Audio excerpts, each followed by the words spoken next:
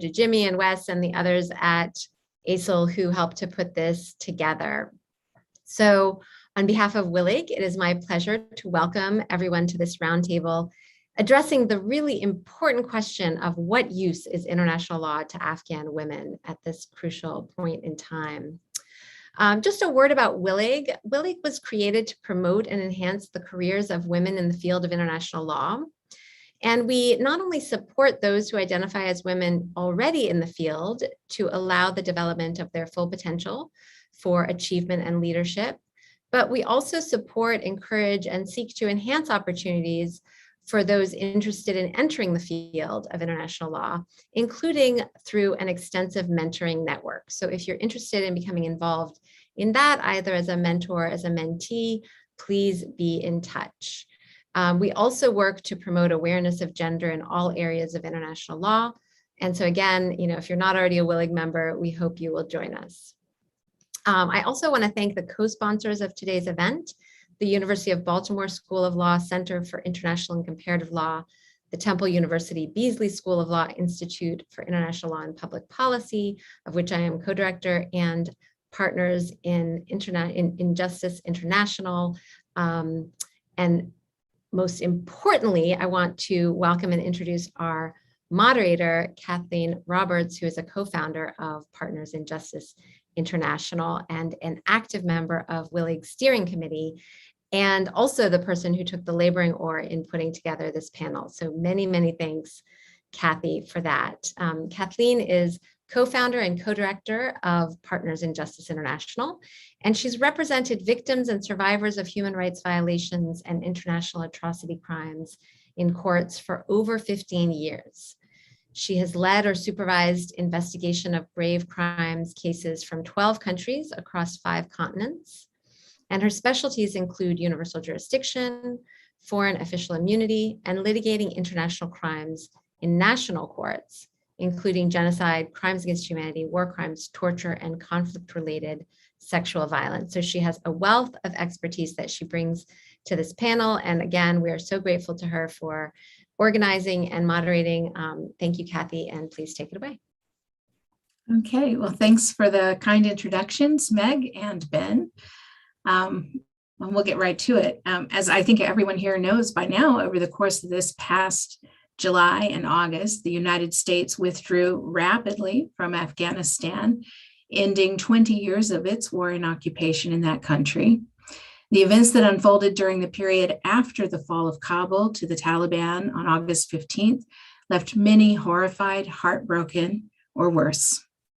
In the aftermath of these events, tens of thousands of Afghan men and women have been evacuated, hundreds died, and millions now live under Taliban rule. Those who have survived face an uncertain future, women and girls most of all. And those of us who've spent our lives dedicated to the promotion of international law and human rights must wonder, does international law offer anything at all to these women and girls? So I'm delighted to introduce you to several experts who can shed some light on this question.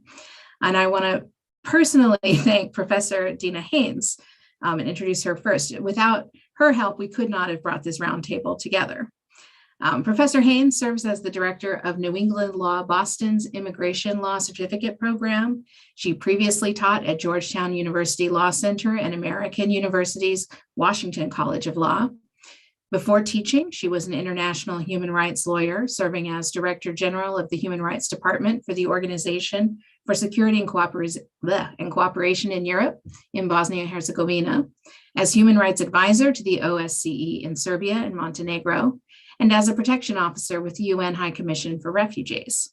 She also received appointments as a human rights field investigator with the Office of the High Commissioner for Human Rights in Rwanda, and again with UNHCR in Afghanistan.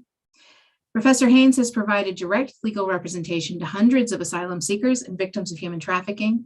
She's also brought cases and complaints before the European Court of Human Rights, the Inter-American Commission for Human Rights, and the African Commission, as well as with UN Special Rapporteurs on the promotion of human rights, the protection of human rights defenders and protecting human rights while countering terrorism.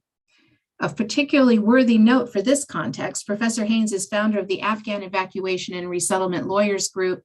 She's also a legal advisor to various U.S. government and public interest coordinated Afghanistan efforts. Next, Roya Musawi is a freelance multimedia journalist and human rights activist and experienced public relations officer. She's previously served as the spokesperson for the International Committee of the Red Cross in Afghanistan. Recently, she published an account of her harrowing experience leaving Afghanistan close to 2 months ago. Ms. Musawi brings a depth of expertise in nonprofit management and media and communication, including online advocacy, public outreach, and public speaking. She received her bachelor's degree focused on communication, journalism, and related programs from Balkh University. Shukria Dellawar is the legislative associate for the Prevention of Violent Conflict and coordinator of the Prevention and Protection Working Group of the Friends Committee on National Legislation. She's a peace and security expert, human rights advocate, and a gender specialist. Ms. Dellawar joins us today in her personal capacity. Over the last decade, Ms. Dellawar has worked in various capacities to maintain focus on peace-building efforts in Afghanistan.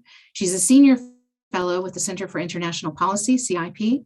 She served as the director of the Afghanistan Study Group with CIP in 2012, working closely with policymakers in Washington, D.C. to address insecurity, corruption, and human rights violations. Ms. Dellawar has led several fact-finding missions to Afghanistan as a policy expert, bringing critical issues to the forefront of policy decisions. She's worked in the defense sector as a political analyst and cultural advisor and testified before Congress as a subject matter expert in several briefings. Additionally, she's worked in the development sector on women's empowerment.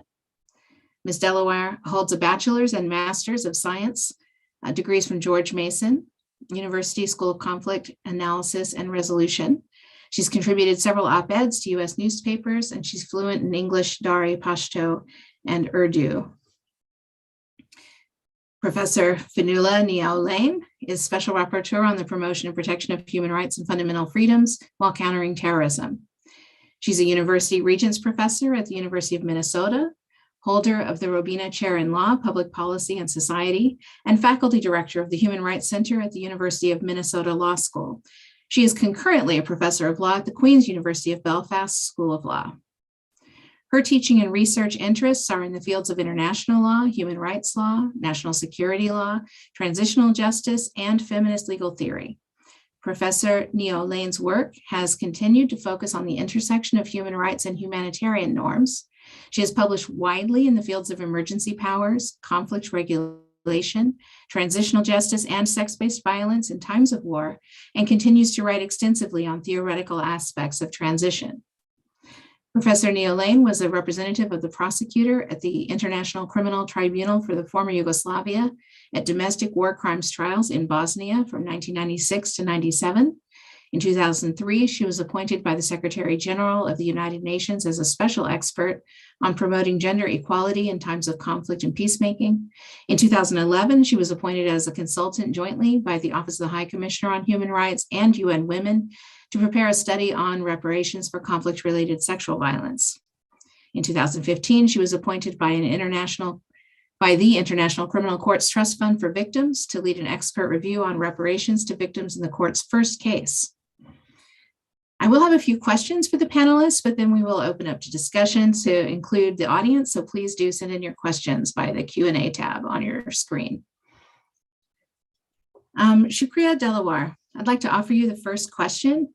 The theme of today's discussion is, what use is international law to Afghan women? From your perspective, would you say that the international community or the international law community let Afghan women down in the last 2 decades? Thank you. First, let me just start with thanking you and thanking all organizations, including ASOL, for this important discussion. And it's an honor to be among the distinguished experts on this panel. I also want to preface that I am speaking in personal capacity simply because I want to be more candid. So the answer to that really first question, and very honestly, is no. It completely failed. The international community completely failed Afghan women and girls. And I'll start with at the onset of 2001, the US coalition went in. Because it's a coalition, there's multiple countries, so that's the bulk of the international community. Therefore, laws were passed. Afghanistan ratified CEDAW in 2003. The Afghan Constitution of 2004 gave women and girls their full rights under the Islamic context. What happened in successive years, and really from the onset, is actors were empowered in Afghanistan that were known for human rights violations. I don't want to name anybody, but a simple Google search will give you those actors. They became officials from the get-go. It was a crippled effect. And what continued to happen was a lack of focus on peace by the US coalition. That lack of focus on peace and the continuation of attempting to win a war militarily and not looking at the consequences on the ground failed Afghan women and failed Afghan population at large. So today we're in a situation where former President Trump signed an agreement without any Afghan government official with the Taliban. And that is the agreement that led to the US withdrawal, because Biden didn't reverse that, and that is what we pursued. So no Afghan was involved other than Taliban in those negotiations that led to that agreement. No human rights were protected, no women's rights were protected. I think the international community should have screamed at that point. We had a whole year. The letdown happened because people continued to believe that this is somehow going to get fixed, because US Ambassador Khalil Saad kept repeating, nothing is agreed upon until everything is agreed upon. And the notion that was given to Afghan women in Afghanistan, in the diaspora, repeatedly was, don't worry, we have your back. You just keep coming to Doha. We'll find ways to get you in the negotiations. We won't sign this deal without you. And we all know the end result of that. So I think and I'm not an international law expert, but I know enough to know enough UN resolutions on women, peace, and security have passed. I'm sure other distinguished colleagues can speak to that. It is not international law itself. Enough mechanisms were in place. It's the implementation and upholding of those laws where we have all failed. I'll stop there. Thank you. Thank you. Okay, so you mentioned that that it was this attempt in Afghanistan was crippled from the beginning, and in particular, the international community should have been screaming after the Doha agreement that didn't involve any Afghans except for the Taliban. What do you think, or how can the international community approach the current situation with the Taliban to try to improve women's rights now? I think we're obviously in a very much more serious situation with much less leverage, but at the same time, we still hold key leverage points. The number one leverage point being financial aid. Afghanistan is now suffering through a humanitarian catastrophe. It's not just Afghan women, girls, but the population as a whole. People can't take money out of banks, assets are frozen, IMF, World Bank, US assets frozen, and everything, right? So the aid is frozen. I know that is expected to be open, but the thing is, for Taliban to run the country, they need capacity to run a government, and they don't have that, and the international community knows that. So a lot of focus has been put on evacuations, and rightfully so, because some people obviously had to be saved. There were direct targets after the fall, after the coup. But at the same time, that's such a small percentage of the population. So many Afghans worked with security forces, Afghan government, foreign NGOs. You cannot evacuate half or more of the population. And it's not fair to just put a focus there. That's supposed to be our metric of success after 20 years. But what really needs to happen now is we are where we are. The Taliban now control the government, the population. So there's regional backers of the Taliban. We need to be having serious dialogue with them. We need to make sure they go to the principle that was in that agreement, which is you will power share. You will include Afghan women, right? These were the principles under which that agreement was signed, even if that wasn't the outcome. But I think the international community needs to use its leverage now to do that. And sanctions are not the way, because this is only crippling the Afghan people, and we are continuing to make the Afghan people weaker instead of stronger. Thank you. Thank you. Roya Musawe, I'd like to turn to you for a view from civil society. How do you view the role of international organizations who are working on the ground and active in Afghanistan in supporting women's empowerment and sustaining women's rights under the Taliban regime, if they are? Thank you very much. It's now there are many international organizations, specifically UN Women, who are working for women's rights. But last week or 2 weeks ago, I have seen that the head of the UN Women in Afghanistan hired a new man and a new guy who is head of UN Women. Then how he can defend women's rights in Afghanistan, and how it's showing that the international community do the favor of the Taliban, and they are doing whatever the Taliban want, or even they cover themselves. Even the Taliban didn't announce any kind of outfits, but I have seen that many of them already they did in favor of the Taliban, and it's. There are many international organizations right now in Afghanistan, and they are what I have seen, what we all see, that their role under the Taliban regime is only symbolic. Just they want to show to the international community only on the media and public audience that okay, we have presence here in the country, and we are working closely with the people. But no one's have seen or haven't seen anything from them, because they do whatever the Taliban want. And now the UN agencies who are present in Afghanistan, they requested their female staff to stay in home and work from home. Why? Because they want to do in favor of the Taliban. And it's a big question that how do they defend from Afghan women, or how do they work for women's empowerment right now in the country? It means that their rule is only symbolic, and they just want to show for the international people, for international community, for instance, for media, that okay, yeah, we have presence here, we want to help the women, we want to help everyone, but they do nothing. And they just even head of UN Women is a man.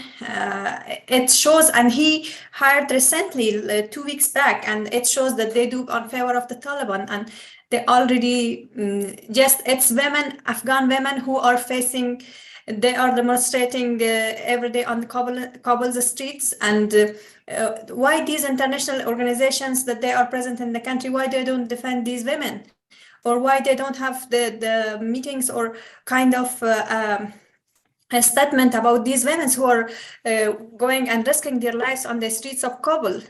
It's complicated that they do nothing, and they just show themselves that okay, we are here, and they just show the symbolic. And also some of the women international organizations like UN, I have seen that they are foreigners and they have more safety in the country, and they hold the meetings with the Taliban. But no Afghan women have been seen, and no Afghan women have been appointed in these kind of positions to go and talk with the Taliban. It's only these women, some very rarely women, that they have had meetings with the Taliban. It's showing that they do based on the favor of the Taliban to get the acceptance, to get more access on what they do, but they do nothing. Okay, so women are demonstrating in the streets every day at great personal risk, and at the same time, the international agencies and UN agencies are sending men to meet with the Taliban and to represent their organizations in the offices. So in this context, how do you see the future of Afghan women, both those who are living in Afghanistan and those who have left the country? What is the impact of all this? Right now in Afghanistan, it's a human crisis, and women and children are more suffering from the situation right now. And in last few days that I have been following the media, that many women have been sold because of hunger, and because of hunger and poverty, drought. These are all the many aspects that they affect everyone in Afghanistan, mostly women. And I don't know what will be the Afghan. It's too difficult to say right now that what will be the future of Afghan women, because no one knows and it's unpredictable. Everything will happen. If, for instance, we have seen since the fall of the government, women's schools banned across the country, and it's already 40 days that no girls have access to education. Then how we expect a bright future for Afghan women that they don't have access to a very basic right? It's too complicated. Women's position, women's again, but. Also, it's a strong point that today's women in Afghanistan, they are not the women of 90s. They stand for their rights. They go on Kabul's streets. They defend for their rights. But it's too complicated that their Taliban do harassment against them to stop their voices and make them silence. And it's too complicated to tell that what will be Afghan's women future, but right now, as if I say based on the current situation, I cannot see that a good and bright future for Afghan women if this situation continue. Thank you. Fionnuala ni Aolain. We've heard some pretty sharp criticism of the international community from our first two speakers. What do you think is the future for the women, peace and security agenda, given the abject failure to protect the rights of women and girls in Afghanistan through the so-called peace process in Doha? I think those of us who've been critical of the WPS agenda for a really long time are not surprised by what we saw in Afghanistan. You know, we've certainly seen the willingness of states to pass resolutions for the past 2 decades, and they're all happy to give statements at the Security Council on the anniversary. But we just have to look at any conflict zone and look at the actual impact of the women, peace and security agenda on the framing of issues, the structure of negotiations, the inclusion of women as peacemakers, and the decision about what are the kind of issues for negotiation. And we'll understand that Afghanistan isn't really, it shouldn't be a surprise to anyone who's been watching the women, peace and security agenda for the past 20 years. I think the critical question for many women organizations and feminists who have joined the WPS agenda, I don't think the issue is states. I think the issue is this is a turn back to women's organizations and women's groups and the broader feminist movement that has, with some, you know, has joined into that agenda. And I think that agenda really essentially said, you get to be in this security space, but you don't get to criticize the framework of the space. We get to protect you in this space, but actually you take for granted the framework and the structures that we have, including the role of the Security Council and the regulation of conflict. I don't think that was a very good deal for women. And I think it's time for the broader international women's rights movements to think really seriously about whether they're going to continue to give cover to the kind of militarism and structural exclusion of women under the guise of including them. I will say more broadly, look, the challenges in Afghanistan are longstanding.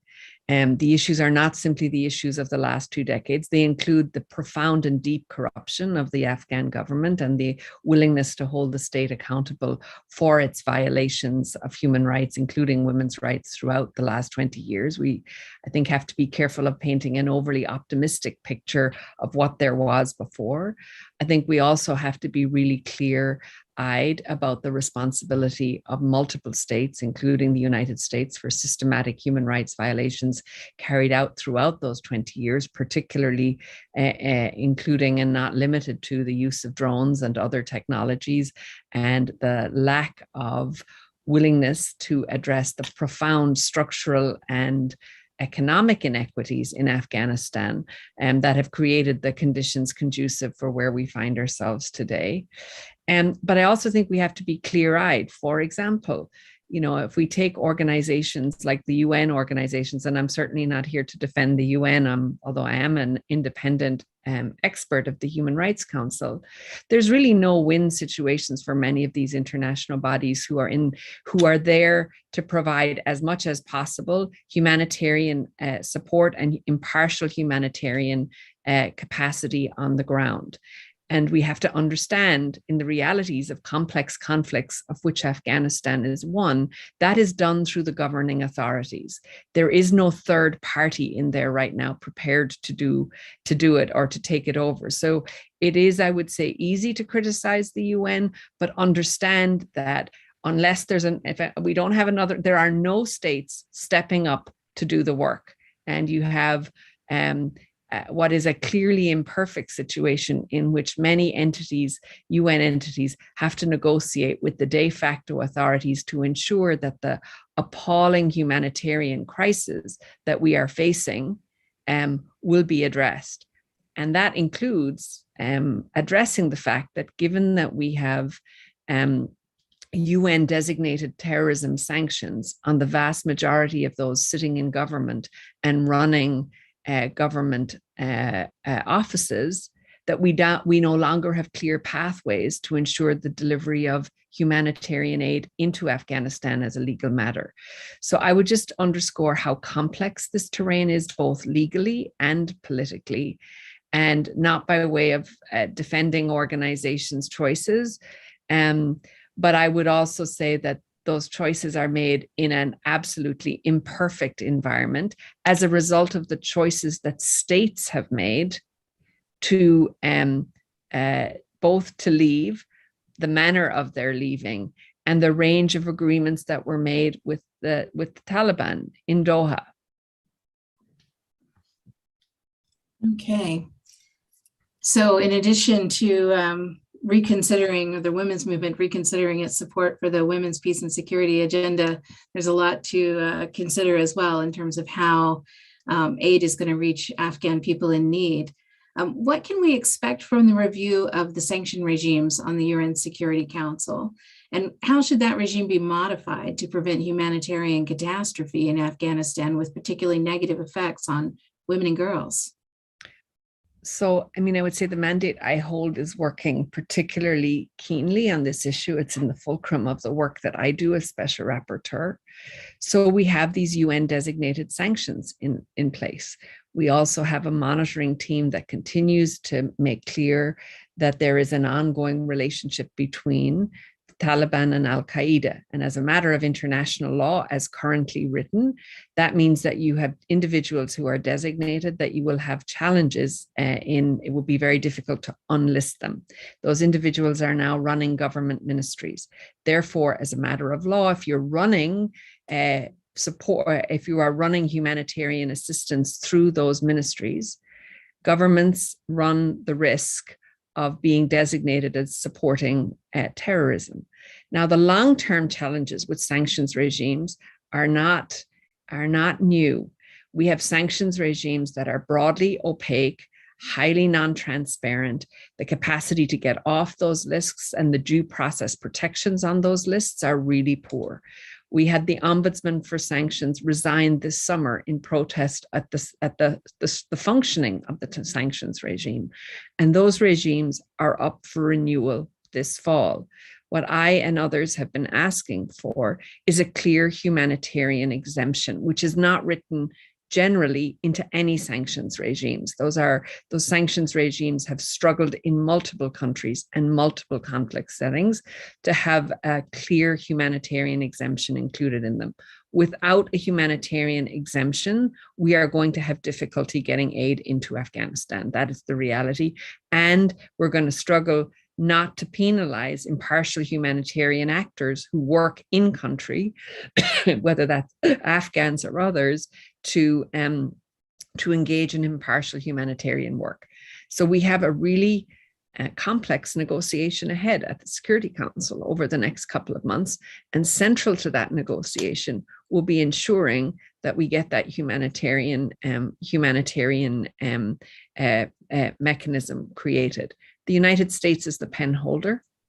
So there's a lot of work to be done in ensuring that the states who sit on the Security Council are encouraged by their own governments and by civil society. So at the macro level, we can talk about the sort of generalities of getting aid in or out, but actually there's a very practical, legal and political problem to be solved in the next couple of months on the Security Council.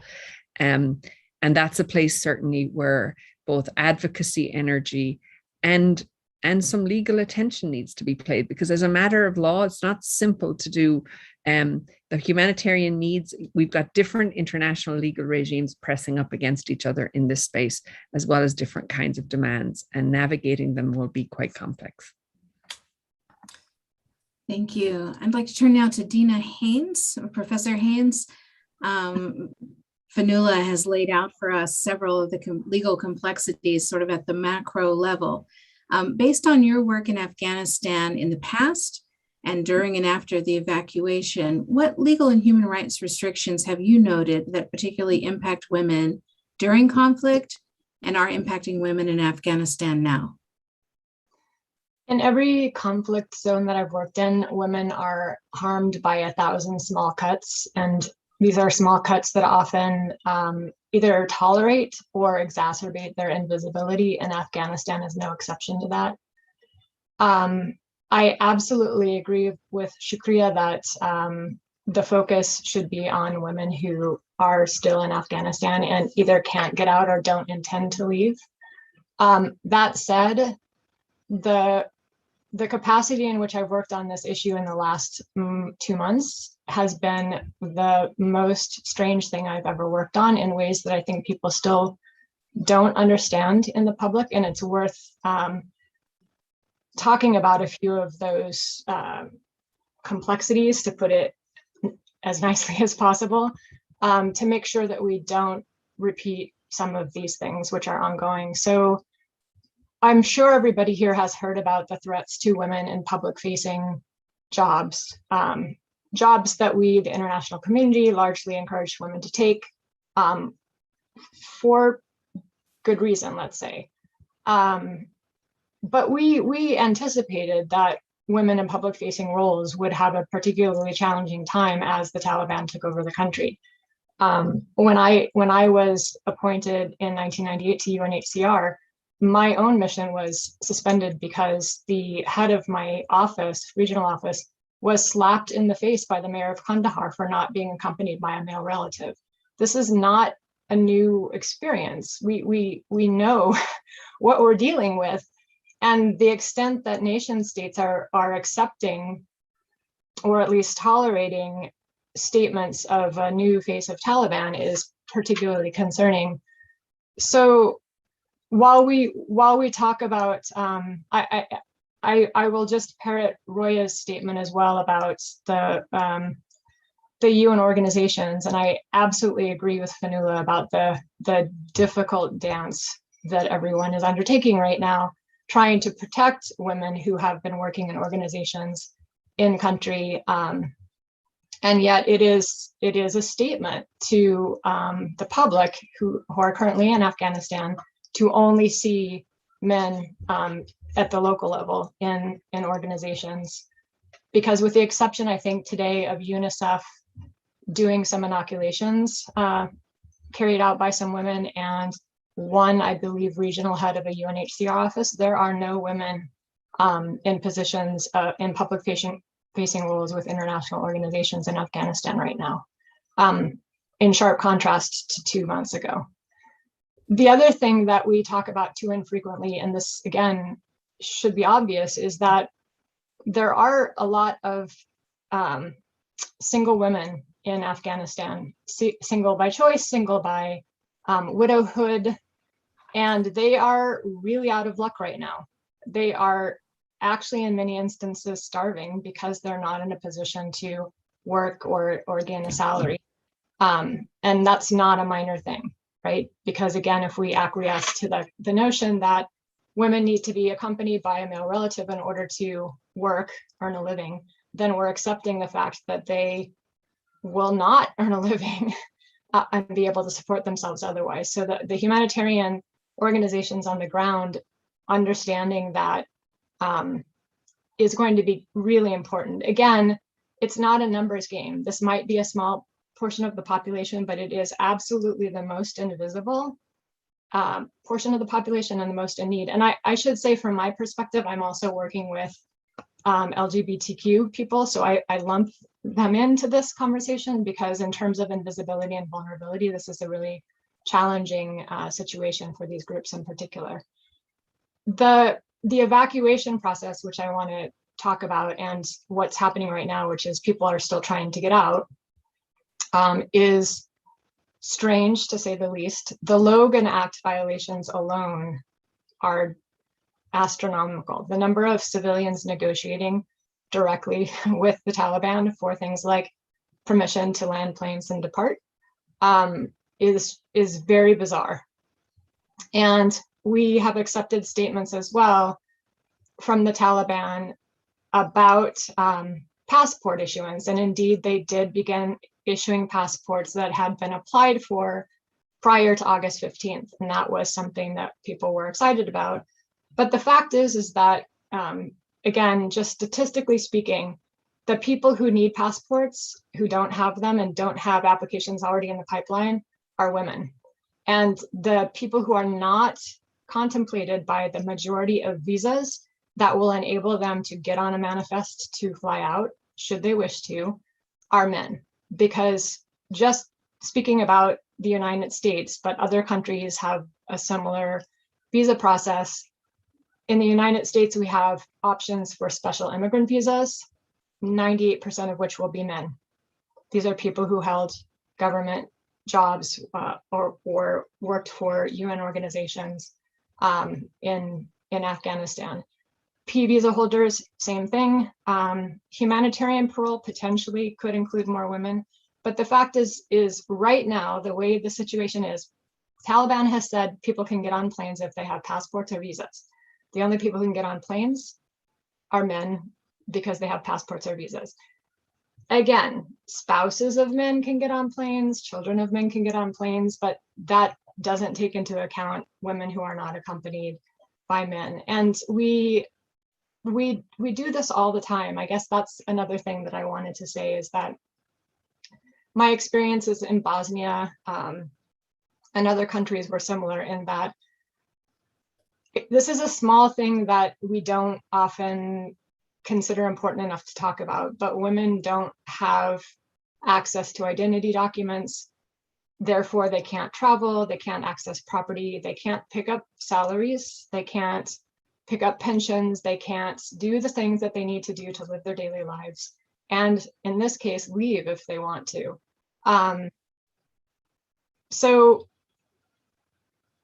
my big ask, I guess, would be to support Fionnuala's broader task, which is for transparency and accountability on the ground in country, because I would like to see freedom of movement. I think that will satisfy people who want to leave and also satisfy people who want to remain, because as we all know, feeling trapped is not a good position to be in either. But freedom of movement really means being able to access the small things like passports and visas that allow someone to get on a plane and leave. Thank you. I see we have a few questions coming in. Now is a good time to send in your questions in the Q&A if you haven't already done so. Before I turn to those questions, I did want to give the panelists a chance if anyone wanted to respond to or amplify anything they heard from another panelist before we throw it open.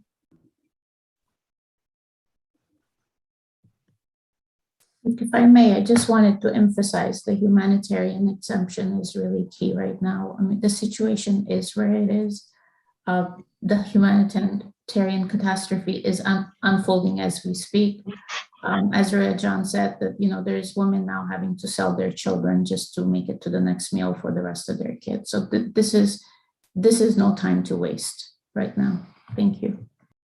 Can I just add the other place that we shouldn't forget is that there has been the appointment of a special rapporteur for Afghanistan through the Human Rights Council. To be frank, it's not an adequate response to the scale of the challenge. I and other mandate holders had been asking for over a year for the appointment of a fact-finding commission to Afghanistan by the Human Rights Council to look at the responsibilities for systematic human rights and humanitarian law violations by all parties to the conflict. it is, I would say, deeply disappointing that the prosecutor of the ICC has decided that the focus will be on a certain narrow set of responsibilities in the conflict. And I think while the special rapporteur is an important mechanism to really address ongoing accountabilities and potentially most country SRs don't get access to country. And an SR mandate, not to undermine my own work or any of my colleagues' work, is we never get the resources or capacities to do the kind of work for the scale of harm and accountabilities and responsibilities that are in play in Afghanistan. And so I think that's another important space.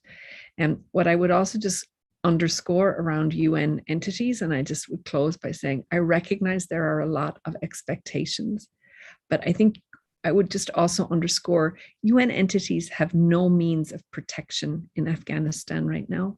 So I do understand that people feel strongly about seeing women in public, but understand even when I travel as a UN personnel, or we put a local person in a situation where there may be a security assessment of risk to that person, we have zero means to protect anyone. So I would just caution those, the requirement, and I understand it, but remember that if harm comes to anyone, there's no means to protect them. And so that balance of responsibility lies with UN entities making choices about who is and who's not in the public space. And I think the flip side of that is blaming UN entities for failing to take sufficient care of the women and men who work for them in a highly volatile and complex conflict site. Okay, thank you. Thanks both. Okay, so here's a question that I think does speak right directly to some of what you were talking about. But how would you suggest why either nations or aid organizations trying to navigate providing assistance to Afghans without legitimizing the Taliban? Is it possible? I mean, I'll take a first hack at that question. And I really want to start it with, we've already legitimized the Taliban. I mean, what kind of joke is this, honestly? When we signed that agreement with the Taliban, when President Trump did, we already recognized them as the future of Afghanistan. And then consequently, when countries like Russia, China, everybody started to invite them to their capitals, we already recognized them as the future of Afghanistan. So in that context, now the responsibility is not to keep Afghanistan at a forever war, is to really talk to the regional countries, is to really bring the influence that with the backers of the Taliban, really, and we all know which countries that are, is to negotiate with them and to bring Afghanistan shifted towards peace. Because if we continue to be on this trajectory of war and violence and this leader and that leader, the Afghan people, the 38 million people, will continue to suffer. And that suffering has continued before 2001. We're talking since the Cold War. Thank you. Can I just add, I just really agree with those remarks. I'd say two things. One is just in terms of aid, what we have right now is we need to deal with sanctions and we need humanitarian exemptions. In practice, the US has also issued 2 general licenses to enable some flow of aid into Afghanistan, and the European Union will likely move in the same way. So we already see legal moves to try to create mechanisms to facilitate the flow of aid. But we need more than that. We need legal clarity so that part of the problem here, it's not will, it's about ensuring that banks and other, particularly private actors that we rely on to move the aid, do not feel like they're in legal jeopardy in doing so, because that's actually part of the administrative and dense kind of landscape we have to move through to get the aid and the support that's needed to where it's needed. But I do think this broader question, 2 things are still in play. One is that it is true that the question of formal recognition still hangs out there. But I would say that we have to be very careful about using sanctions as a tool to get at that, because the costs will simply be borne by the Afghan people and by women, children, and the most vulnerable on the ground. And so there's a real tension here between, we have very few tools, this is the tool we have, why don't we use this tool? But actually the cost is never borne by those against whom unilateral coercive measures tend to be experienced most harshly by those who are most vulnerable. The broader context is to understand that there are obligations on states, that our focus has to be on reminding states that they have a duty to uphold the fundamental rights in question here. And I think, again, I would go back to the Women, Peace and Security agenda. There's a real question for the hundreds of women's activist organizations and others who have played this game for 20 years and seen nothing from it. Like, what game are you going to play with states anymore? And are we going to show up at your party and pretend like we think it's working when we absolutely know that it isn't? So I think there's bigger strategic questions about, like, taking the political capital that particularly women's organizations, women's rights advocates have, and using it in a different way, because what we have is certainly not working. Another question, do any of the panelists think that an investigation by the International Criminal Court into crimes against humanity in Afghanistan would actually provide any accountability and potentially move the dial in ensuring rights for women, even under Taliban rule?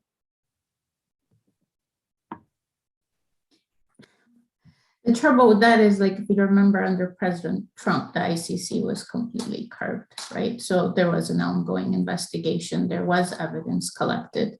The efforts were stifled. And the trouble with that is that's harder to do now with less presence on the ground and more security challenges and Taliban ruling, right? So I think that if it's talking about evidence collection, there's been enough evidence. If you want to start with the people who already were investigated and there was evidence, let's start there. I really want to go to my Fiona's comments that women's rights orgs, and I think just the feminist movement as a whole, and I'm saying this very soberly as an Afghan American woman, that we really have to take a look at how we've done this work. I have been from the get-go pro-peace on this conflict because I knew women and children will suffer the most in the absence of peace, because you can't establish rule of law, you can't get the country to move forward. And this is what happened. There was a continuous focus on take the Taliban down, and then when we couldn't, leave the whole country to the Taliban. I mean, come on, we have to really wake up from the way we've handled this. So I think the answer was always to push the Taliban and any fighting factions towards a negotiated settlement, establish rule of law, continue to fund education, vocational training, that kind of stuff, which happens. It's much, much less expensive than the militarism approach that was taken, and much more sustainable. And this is where we've largely failed. And I say this also looking at several other conflicts, that it's the same pattern. And I think this is why we have to really look at our approach. Thank you. I mean, maybe just to add, we've had 20 years of a war on terrorism, of which Afghanistan was the focal point. Anybody who thinks any of that works, and all of the money, resources, capacity, political energy that was expended on it, and where have we got to, I think speaks to the broader point that was made about this is a pattern that we're seeing in multiple conflicts, in multiple spaces. And the emphasis is not on peacemaking, inclusion, and the provision of fundamental rights and structures. And as someone who grew up and has spent most of my life in Belfast, we do make deals with people we don't like all the time. That is the reality. And which isn't to say that we compromise on the expectations we have on fair treatment and rights for women in those spaces. But the idea that the militarized approach, which is what has dominated the entry points into Afghanistan, with women being thrown in as add women and stir in the WPS space to what's happening in Afghanistan, is not serving us well. It's certainly the case that accountabilities are outstanding. And you know, we know this from other conflicts. The call for accountability doesn't go away. The victims who have been the victims do not forget. You cannot pay them off with blood money, whether it's strikes, drone strikes, and you cannot make them forget when they have been the subject of sustained, undulating, unacceptable harm. So that's not going to go away. In the meantime, I think as women human rights actors and activists, we have to deal with some short-term things, which is getting aid into Afghanistan as a primary goal. But beyond that, the inclusive peace calls can't go away. I think that Afghanistan still remains a highly volatile conflict space. The degree to which the Taliban exercises control over all its factions remains contested. The ongoing capacity for violence from other armed groups in the space is real. And so really fundamentally rethinking, we will not undo the master's house using the master's tools. So what are our tools? Dina, it looks like you want to speak too. Just this doesn't speak to the ICC issue or question, but I did want to say that one pressure point for one diplomatic intervention that has been, to my view, underexplored is insistence on respecting non-refoulement and refugee status, because Pakistan has deported over 1,000 Afghans who registered with the UNHCR in Pakistan. They undertook a harrowing trip to get to and across the border, secured the visas that they were told were necessary to do it, paid the bribes necessary to get in, registered with UNHCR, and then were deported by Pakistan. Russia has been pushing people back from the northern Central Asian countries. Turkey has been pushing people back. Iran, which was open initially, has been pushing people back. And I understand that the world has very little respect for refugees, the Refugee Convention, and non-refoulement right now, which is a big problem in my view. In this particular situation, I think it is something that we should be asking for, demanding respect for. Thank you. Roya, I realize that your camera has gone off, so I just want to be sure that if you had wanted to jump in on any of these questions, you had the chance to. Oh, you're still on mute, I'm afraid. I'm so sorry. Thank you very much. The questions are more technically, and honestly, on the legal side, I don't have any specific knowledge to answer these questions. But yeah, there is, in terms of regarding the international crime, what's going on against women, like what's going on in the Taliban, what Taliban are doing against media, against women. They whipped women on the public spaces right now, and we have seen previously in last 20 years that there was no justice, and I don't expect justice under the Taliban regime as well, because there is no specific organizations or specific terms to specify and record these, record and solve or kind of reach out to these crimes that the Taliban are doing. They are doing the violation against human rights. They are doing the international human rights, but no one cared. They have done it previously, and just everyone has seen it. Okay, I have one more question here. It's directed to you, Fionnuala, but I think that several people on the panel might speak to it, about the idea of a humanitarian exception to the sanctions regime. How would you work towards this effort, and what has been, or do you anticipate being, the general response within the international community? Well, there's a long-standing debate about humanitarian exemptions on these sanctions regimes. We have some of them already. DPKO, for example, sanctions regime has. We've had sanctions exceptions on Sudan, and we've seen them included in other country-specific sanctions regimes. So there are precedents for it. The challenge has been that in the sanctions regimes at the Security Council, which then get modeled at national levels, so it's just to say you've got global sanctions, regional sanctions, and national level sanctions. But in the counter-terrorism sanctions regimes, which are the regimes that apply to members of the Taliban who are listed as individuals, there have historically been very little scope for humanitarian exemptions. The resolution in question that is the Security Council resolution that regulates that is up for renewal this fall. And so that's the entry point to negotiations with states. In general, the way this works, there's a country penholder on a particular Security Council resolution. The country penholder in this case is the United States. There's going to be enormous negotiation among the 15 members of the Security Council and other interested states. That's a political process. You know, we negotiate women, peace and security resolutions. We all know how to negotiate those. I would say spend more time on sanctions resolutions than on WPS resolutions, because frankly, they're more likely to benefit women than the resolutions that talk about our great empathy for including women in peace processes, which we never do. So I would say that's the entry point, and the entry point is the next couple of months. There's good language already from some other Security Council resolutions, and there is a really big coalition of humanitarian NGOs, both INGOs and domestic NGOs, who've been working on sanctions for many, many years across multiple countries and multiple regimes. And I think that coalition is very clearly activated and ready to work on. But it is interesting, I think, that although there's been a lot of attention to the issues of women's rights in Afghanistan, very little concrete attention being paid to things like sanctions negotiations, which I think is really where the work is going to have to be done to actually get some of the aid delivery that we need and the humanitarian capacity enabled on the ground. Thank you so much for that. And I see that we're at the end of our time.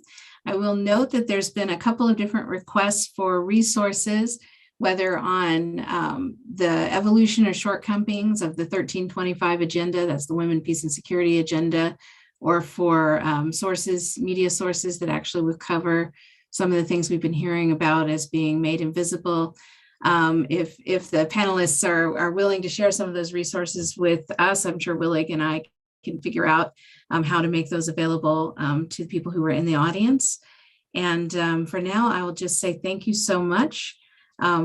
Just deep thanks to our panelists.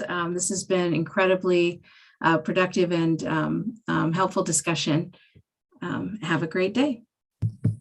Thank you. Thanks, everyone.